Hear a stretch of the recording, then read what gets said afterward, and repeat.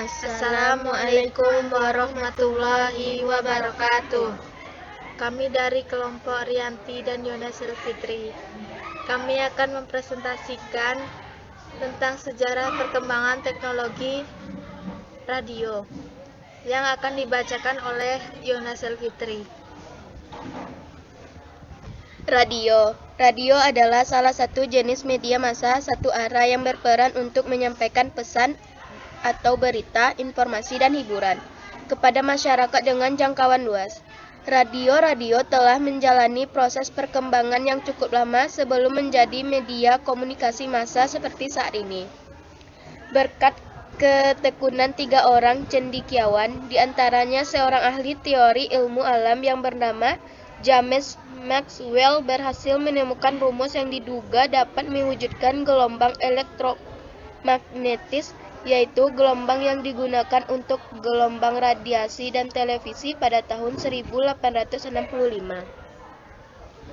Berdasarkan teorinya bahwa gerakan magnetis dapat mengarungi ruangan angkasa dengan kecepatan hampir sama dengan kecepatan cahaya, yaitu 186 juta mil per detik.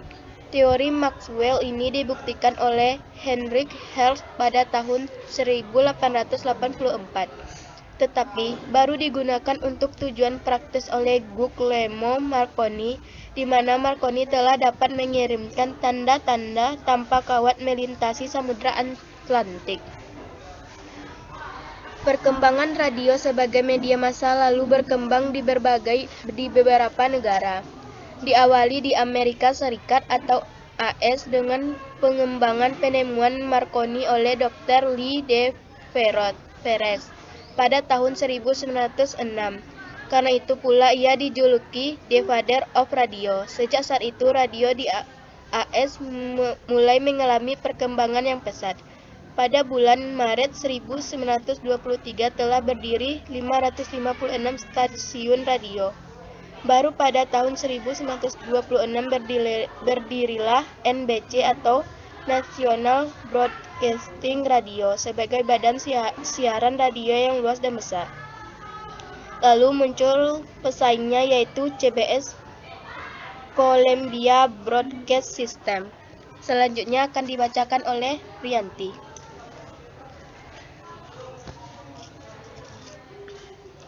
Sejak saat itu juga radio terus berkembang di beberapa negara seperti Inggris, Prancis, Uni Soviet, Jepang, dan RRC.